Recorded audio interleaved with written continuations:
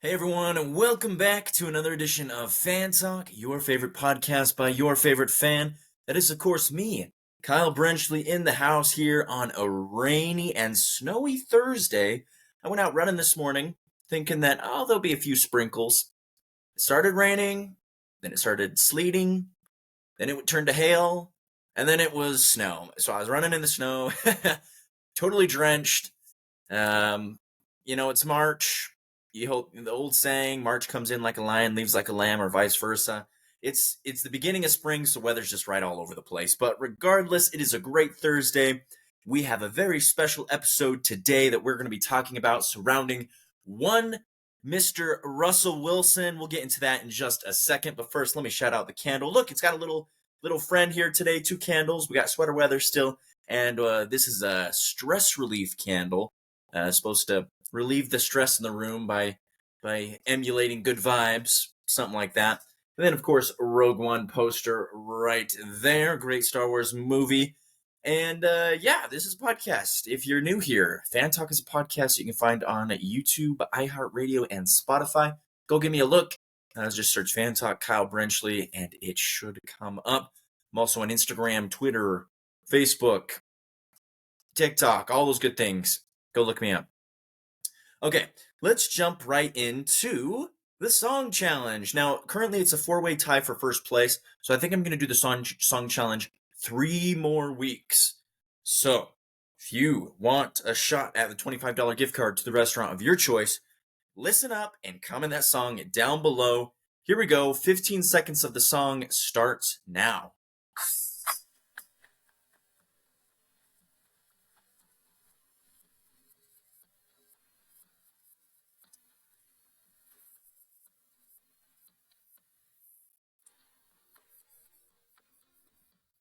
Okay, there it is. 15 seconds.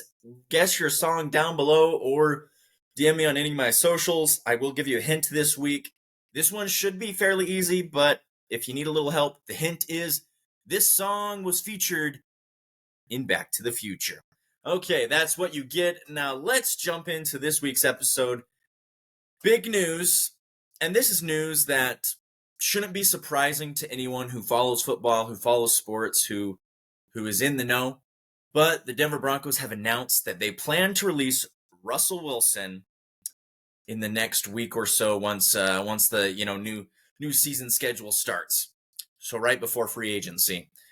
And I've made a couple episodes where I've talked about Russell Wilson, of course, being a Denver Broncos fan throughout the NFL season. I touched on them here and there.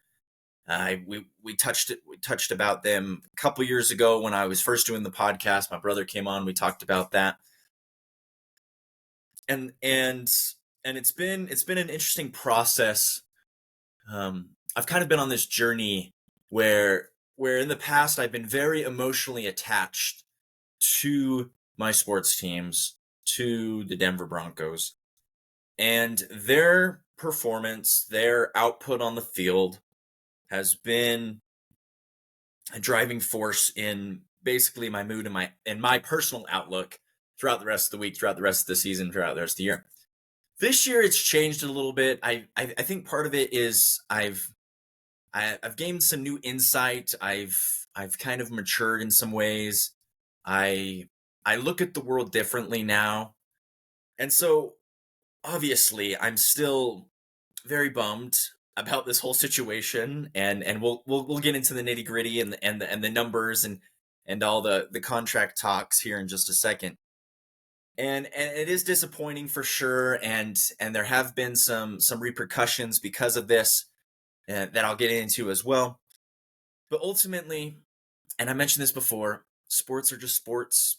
Yes, they do great things for the world. They bring us together. They unite us. They inspire us. They make us better people. But they shouldn't determine your worth, your value, your mood, anything like that. So during this whole process, people have been, oh man, you must be, so bummed out. And yes, I am. But regardless what happens, I have no control. I'm not going to let it ruin me. I'm not going to let it have any sort of negative effect on me. Life goes on. Life is great. Life is beautiful. We live in such a wonderful world. I have so many wonderful friends and family that just make all the difference, and I'm just grateful for them. So there's that little epilogue into what goes on here, little prologue, I should say. But essentially, yes, Russell Wilson will be cut by the Denver Broncos next week, beginning next week when free agency starts.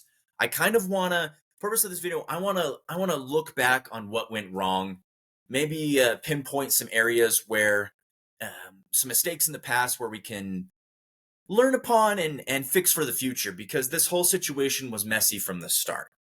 So let's go here. Let's share my screen. Of course, we'll come over here. We'll share this Chrome tab here. Pretty much, if you don't know what the deal is with the Denver Broncos, they won the Super Bowl in the 2015 season. So eight seasons ago, they had Peyton Manning as their quarterback. They had pretty much an absolutely entirely different roster. Brandon McManus was the last one, and he left the team last year. So it was pretty much totally different team. They won the Super Bowl 50. Peyton Manning retires. And then the Broncos tried to find a quarterback to fill the sheriff's shoes, which is really hard to do. The next 8 seasons, they go through 16 different quarterbacks trying to figure out who fits, how we can be good, how we can make this work. Nothing works. They miss the playoffs every single season. They can't find a quarterback that stays around longer than 2 seasons. They don't have a winning record. They have a winning record the next year, but they don't have a winning record after that. It's just abysmal, dark days, dog days down there in Denver. And then when there is no hope left, when you think that the battle is over, we're at Helm's Deep, and the orc army is going to overtake us. And then on the horizon, the sun comes through, and we say, Gandalf, with the reinforcements, he's here to save us. It's Russell Wilson, signed to the Denver Broncos. He is going to save us and pull us from the pit of despair. And that was a great day. I was at the dentist. I was going into the dentist. It was March, 2 years ago. It was a great day. Let's look here, as you can see here, at the trade. This is what the trade was initially. So the Denver Broncos got Russell Wilson, and then they got a 2022 4th-round pick, which turned out to be Elamoma Awazarike, who didn't even play this season because he was sports betting, pulled a Calvin Ridley. The Seahawks got Drew Lock, Shelby Harris, Noah Fant, and then all these picks that turned into Charles Cross, Boye Mafe, Devin Witherspoon, and Derek Hall. So they got a haul. They got a lot. And the Broncos got Russell Wilson and this other guy. And the thought was, okay, Russell Wilson is going to lead the Broncos to the, people were saying the playoffs, at least to the Super Bowl. Colin Cowherd was saying, this is my pick for the AFC West. They might go win the Super Bowl. They went 5-12 that year, as you know. But performance aside, all the crap that's going down today about his contract and a big reason why they had to let him go, other than his performance, was this extension here.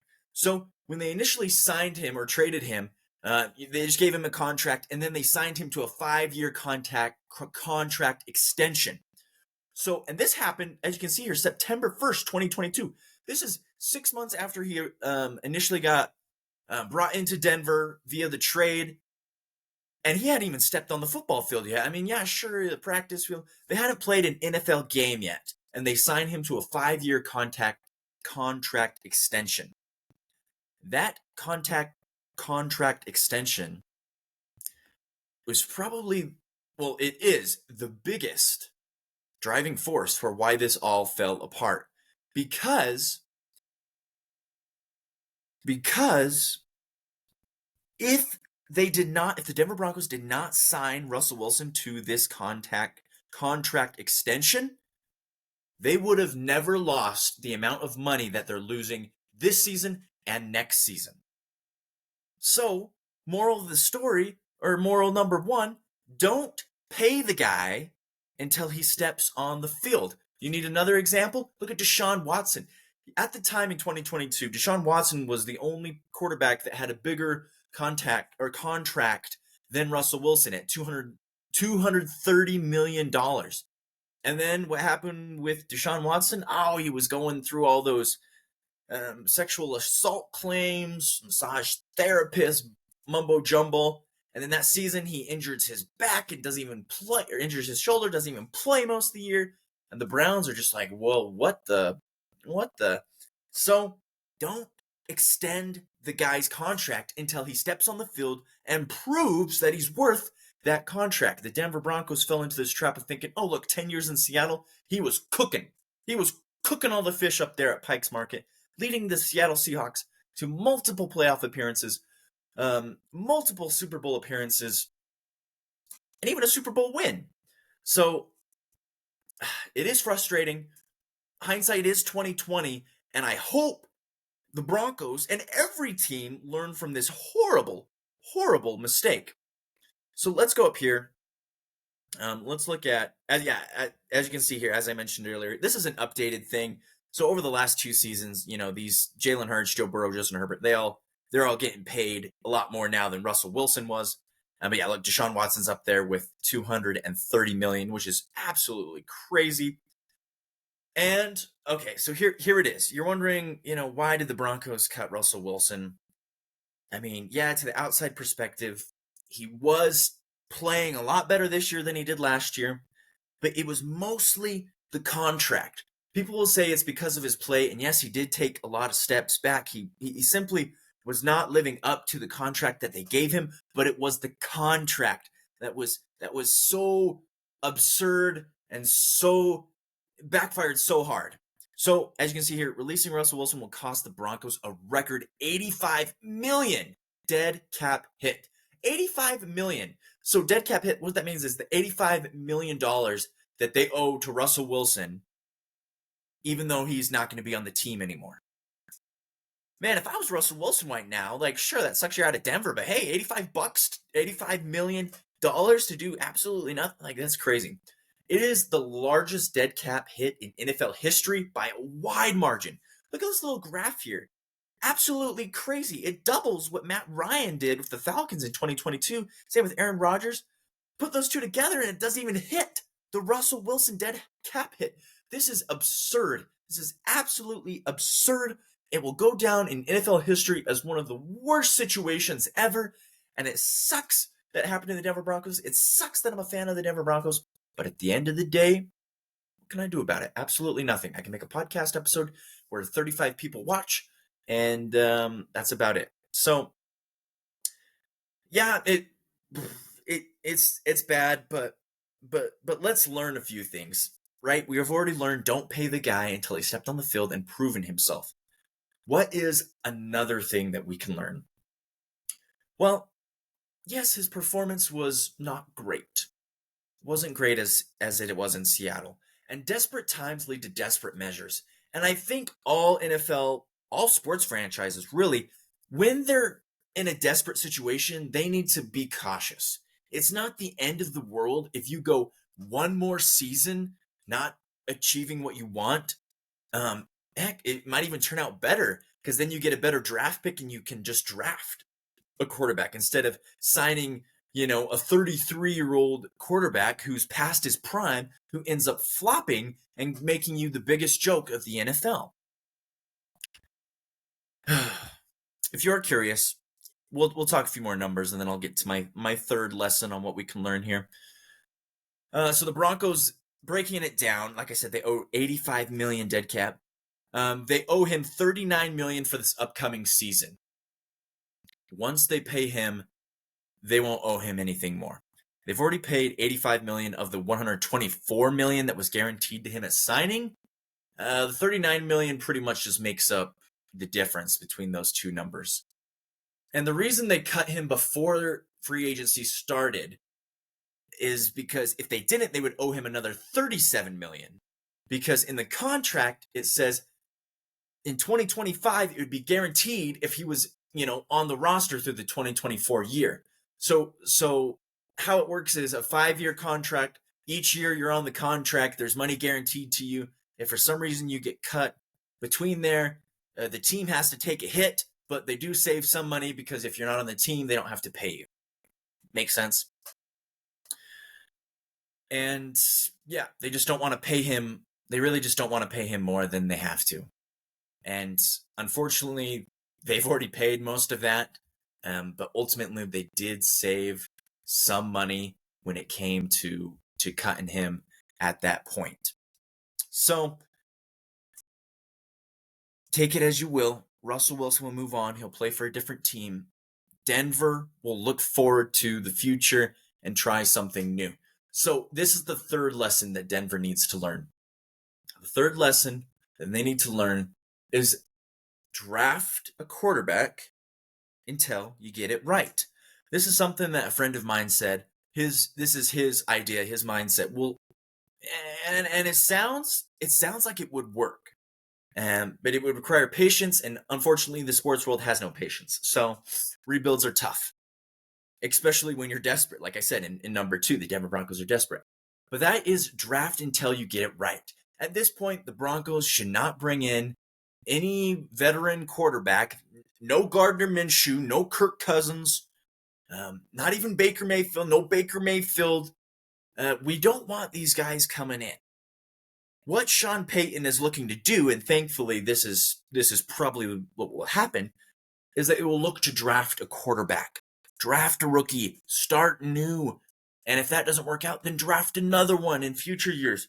It's a process that will take time, but it could actually work. So let's go here. Let's look at obviously this draft is going to have a lot of star-studded quarterbacks that were great in college that are coming to the NFL. So let's take a look here at those quarterbacks available, and I'll tell you which ones I'm hoping the Denver Broncos take, because they do have the 12th overall pick in the draft, so it is very probable that they do take a quarterback in the first round. So as you can see here, this is just a little rankings list put out by PFF. Caleb Williams, number 1. Caleb Williams, former OU guy. I appreciated what he did there.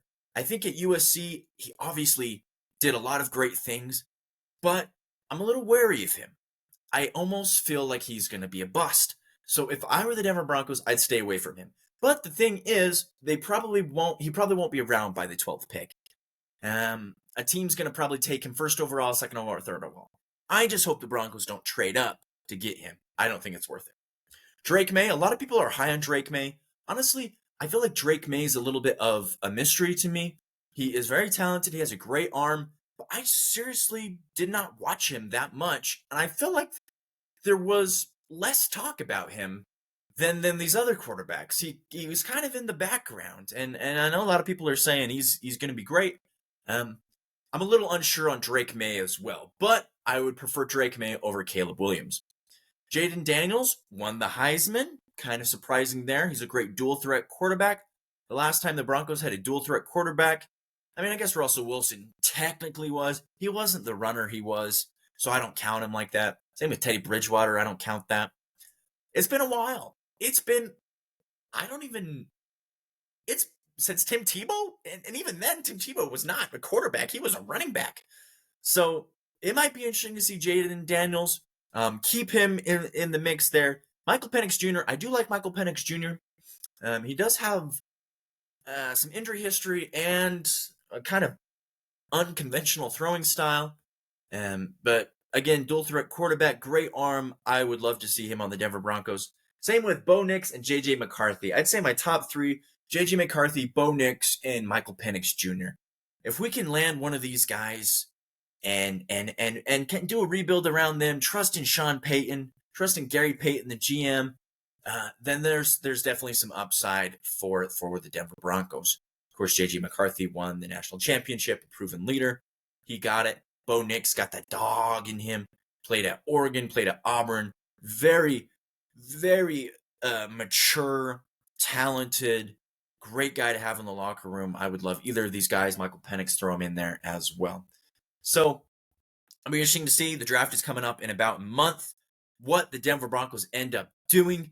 But as speaking for all Denver Broncos fans, I hope we can put this behind us. Unfortunately, this is how it went. It didn't go how anyone wanted it, but Russell Wilson, thank you for what you did here in Denver. You tried. You did, and unfortunately, things did not turn out. Wish you all the best in your future endeavors, and hopefully 2024 can be an uplifting season for the Denver Broncos and for all of us. Thanks, guys, for listening and or watching to Fan Talk. This is a podcast by me, Kyle Brenchley, that you can find on YouTube, Spotify, and iHeartRadio.